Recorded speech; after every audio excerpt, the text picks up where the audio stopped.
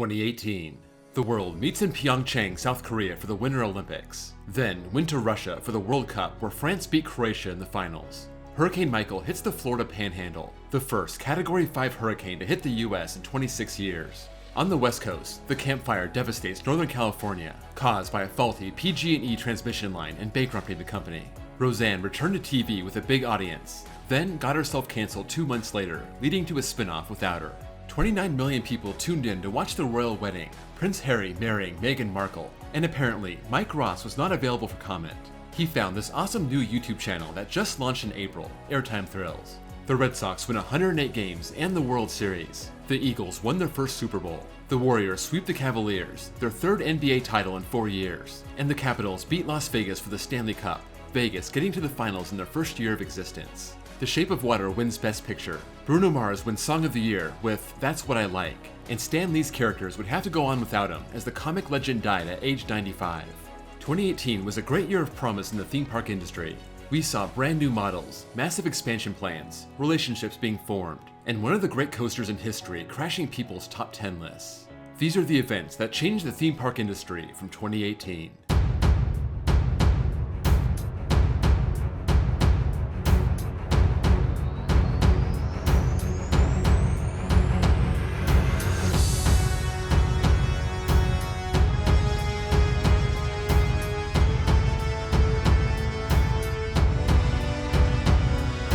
Not every story was worthy of a top 10. Here's the best of the rest.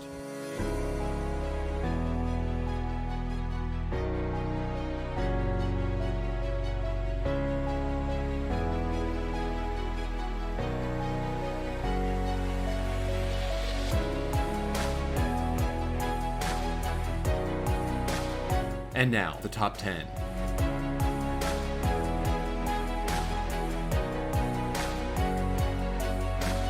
May 26, 2007. Firehawk opens at Kings Island. This Vekoma Flying Dutchman was new to the guests at Kings Island, but it wasn't a new coaster. Actually, it wasn't even new to the state of Ohio. It opened at Six Flags Worlds of Adventure in 2001, renamed Geauga Lake when Cedar Fair took over in 2004, and before that park was even shut down, Cedar Fair packed up this coaster and sent it from Northeast Ohio to Southwest Ohio, to the park they just acquired the year prior, Kings Island. It was their first investment to the park, and it added a lot to their lineup. This was the first of many new additions to Kings Island, and 11 years after Firehawk arrived, it was on borrowed time. September 24th, 2018. At the start of their Halloween Hunt event, a sign appeared at a makeshift funeral site. The air is eerily calm as we make final preparations for the ill-fated demise of one of our own. RIP 10/28/2018. Speculation ran rampant over the next 3 days. Some thought Vortex, some thought Firehawk, and it didn't take long for the park to confirm Firehawk would be leaving. Fans were able to give the ride a proper send-off, lasting over the course of a month, and when it was torn down, it was obvious it would not find a new home. Only 3 Flying Dutchman coasters were built, and this was the first one to be officially gone.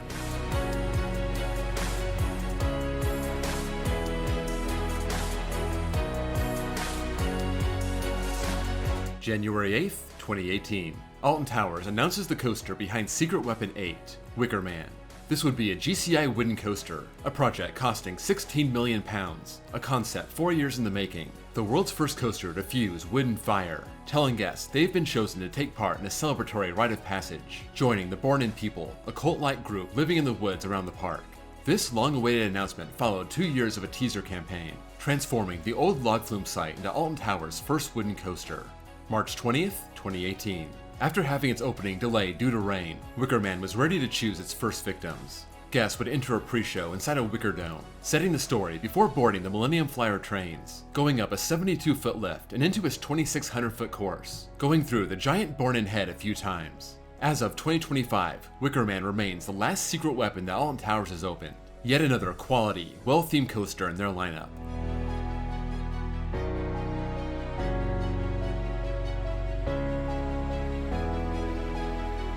May 22nd, 2018. Six Flags announced 5 new parks under their umbrella. 3 were water parks, and the other 2 were Frontier City in Oklahoma and Darien Lake in New York. This wouldn't be their first rodeo with Six Flags. They were part of Premier Parks when they acquired Six Flags, then adopted the Six Flags name. So these were Six Flags parks from the late 90s all the way to 2007. That's when Six Flags purged a bunch of the parks ahead of their bankruptcy and sold both of these to Park Management.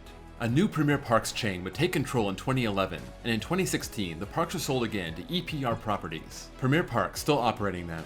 In 2018, Six Flags replaced Premier Parks, and they would now be operating the parks, not owning them this time, the parks still belonging to EPR. Following the announcement, the parks would allow Six Flags pass holders to buy a ticket for just $20, being fully integrated into the chain by 2019. The parks would benefit right away, being part of the Six Flags system of giving every park something new every year, and Darien Lake got a Starflyer, while Frontier City got an overhaul of their kids area.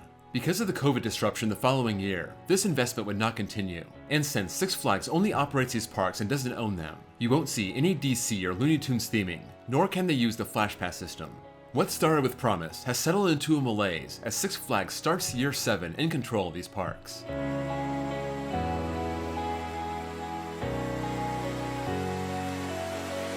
August 31st, 2017. Six Flags Discovery Kingdom announces their brand new for 2018 coaster, Harley Quinn Crazy Coaster.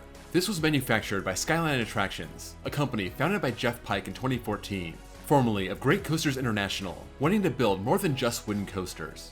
One of their ideas was a single-rail, compact-powered coaster, going through its course over and over again, similar to the Larson loops that had flooded the parks around the world, but this one having a more dynamic layout.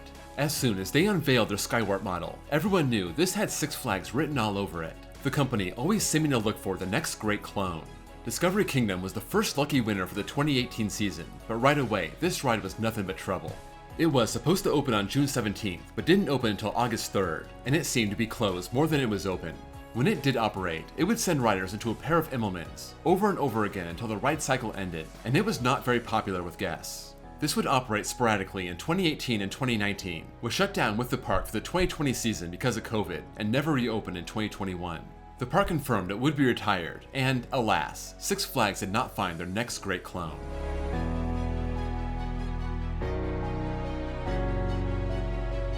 November 6, 2018. Word comes out that Six Flags has entered talks to acquire SeaWorld. This story surprised just about everyone, SeaWorld having some rough years following the Blackfish documentary 5 years prior, but starting to rebound by 2018 and posting better numbers. However, with SeaWorld's new image being more ride-based and less marine-based, this move made more sense.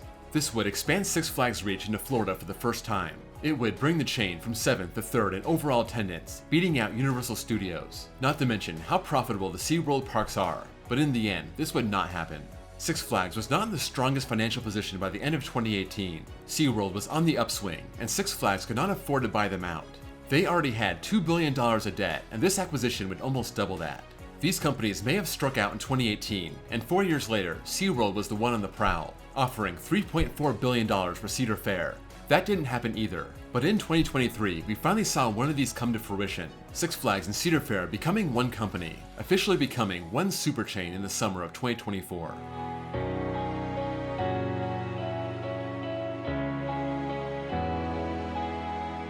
June 14th, 2018.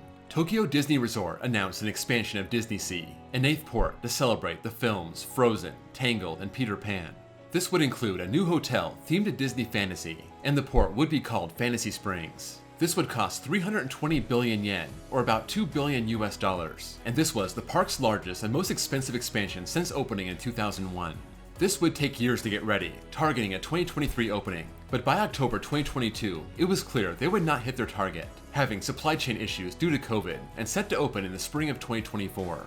Finally, on June 6 of 2024, Fantasy Springs opened to the public, offering guests breathtaking experiences in the Frozen Kingdom, Rapunzel's Forest, and Peter Pan's Neverland. It was a long 6-year road to get there, but DisneySea finally had their 8th port of call.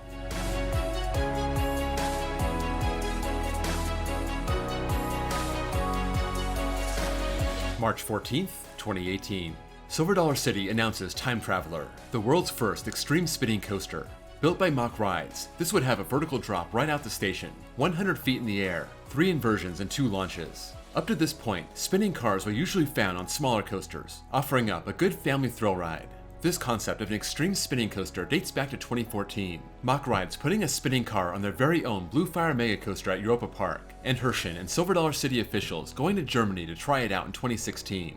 They would go back to Germany to work with Mack Rides over the winter of 2016, and they worked out a deal. Construction would start in the fall of 2016, and in August 2017, the official announcement was made. This one-of-a-kind experience would start with riders climbing a 3-story station, the Q building full of clocks, and the final floor being where you board your time machine.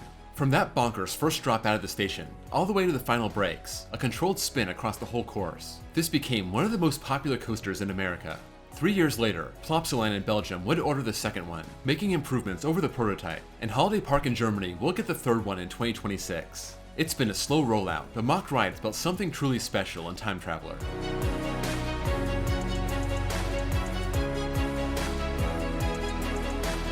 June 30th, 2018. Toy Story Land opens at Disney's Hollywood Studios, themed to Andy's backyard, covering 11 acres and featuring 4 rides. First, Alien Swirling Saucers, then the Shooting Dark ride Toy Story Mania, relocated from Pixar Place where it stood since 2008, and finally Slinky Dog Dash, a family-friendly Mack Rides launch coaster. This was new to America, but it was the 4th Toy Story Land to open, following France, Hong Kong, and Shanghai. This was announced at the 2015 D23 Expo. Construction began in April 2016, and just over 2 years later, Hollywood Studios had its brand new attraction. While this was having its grand opening, right next door, construction crews were hard at work on the next big new section, Galaxy's Edge, announced at the same time as Toy Story Land. And 2 years later at D23 in 2017, Mickey and Minnie's Runaway Railway was announced for 2020. So, not only did Toy Story Land provide an immersive new area for Hollywood Studios, it would kick off a string of investments that puts this park, in a lot of people's opinion, at the top of Disney World.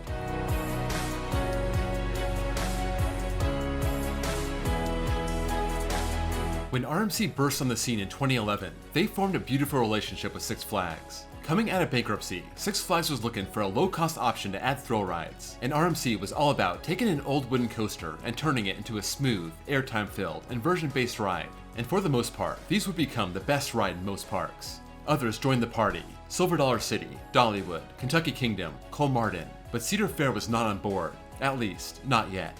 In 2015, they shut down Hurler at King's Dominion, but they didn't tear it out. In 2016, they announced the closure of Mean Streak at Cedar Point, one of the biggest wooden coasters ever built, and it seemed perfect for RMC. Shortly after its closure, an RMC truck was seen on site, and we knew we were in for something special. At the same time, King's Dominion started a teaser campaign that Hurler would be transformed also. In August 2017, both projects were revealed. Twisted Timbers would take Hurler's place, and Steel Vengeance would take Mean Streak above and beyond, extending that lift hill to 205 feet and featuring 5,700 feet of track. March 24th, 2018. Twisted Timbers opens their rave reviews, focusing hard on airtime, including a triple camelback. May 5th, 2018. Steel Vengeance makes its grand debut, but halfway into its opening day, 2 trains bumped in the station and shut the ride down for most of the day. It would reopen later that day, but only used 1 train. As popular as these rides were, they had some bizarre incidents. In July, a boy threw a hot sauce packet at a train and that exploded into riders' faces. The next month, a drive tire detached and landed near the queue. On Twisted Timbers, a woman was hit by a flying cell phone, leading to both coasters requiring lockers before riding, a system that has been revamped several times over the years. This looked like the start of a great relationship between Cedar Fair and RMC, but there have been reports that Cedar Fair was not satisfied with RMC, and we never saw another RMC in the chain, from 2019 all the way until the merger in 2024. It wasn't just Steel Vengeance and Twisted Timbers. Cedar Fair ordered one more RMC in 2018, a prototype that would change the coaster landscape forever.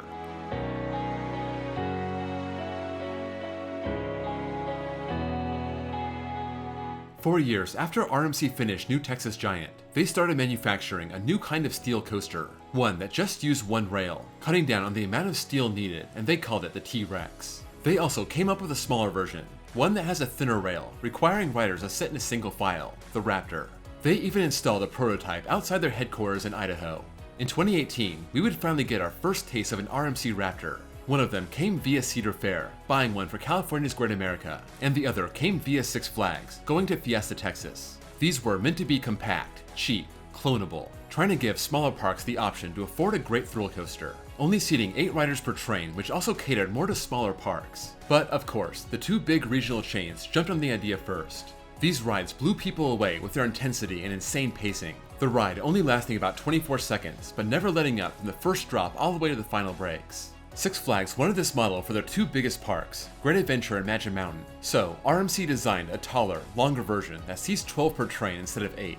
Kentucky Kingdom was in line to get one also, but after the park was sold to Hershend, that one ended up at Silverwood, just minutes away from RMC headquarters. We have a new one that just opened in South Korea, another one going to Lost Island in Iowa, the exact type of park RMC had in mind when designing this, and the first ever dual Raptor, Yoy at Wallaby Holland. One side extreme, one side more family friendly.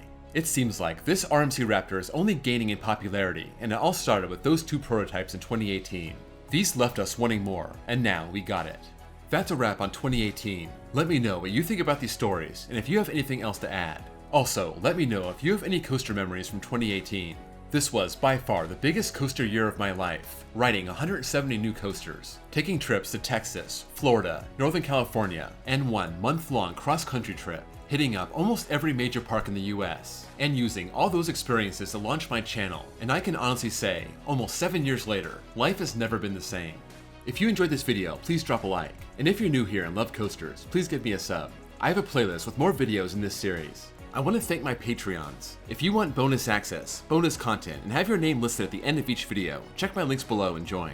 Also, check out my second channel where I post copyright-free off-ride footage. Thank you all for watching, and I'll see you all next time.